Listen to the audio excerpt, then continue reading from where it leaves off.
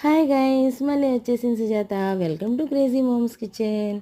ఈరోజు సొజ్జా పెసరపొడి చాలా చాలా టేస్ట్గా ఉంటుందండి. ఈ కాంబినేషను ఒక గ్లాసు వరినూకకి 3 గ్లాసులు ఎసరు పెట్టుకొని కొద్దిగా సాల్ట్ కొంచెం ఆయిల్ వేసుకుని వాటర్ బాగా మరిగిన తర్వాత వరినూక వేసి దగ్గర పడే వరకు కలిపి మూత పెట్టి సిమ్లో పెట్టి 10 నిమిషాల పాటు వదిలేస్తే సొజ్జు రెడీ అయిపోతుంది.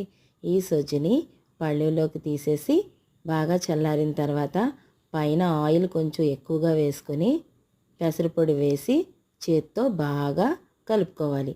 అలా అయితేనే సొజ్జు వేడి పెసరపొడి బాగా కలుస్తుంది. అంతే అండి, టేస్టీ టేస్టీ సొజ్జు రెడీ అయిపోయింది. ఈ సొజ్జ మా నానమ్మ ఒకే పళ్ళెలో అందరికీ కలిపేసి ప్లేట్లలో పెట్టి ఉల్లిపాయ కూడా ఇచ్చేది. అప్పుడు మా నానమ్మ చేతి సొజ్జ ఉల్లిపాయ చాలా టేస్ట్గా ఉండేదండి. మరి మీరు కూడా ట్రై చేసి ఎలా ఉందో కామెంట్ చేసేయండి.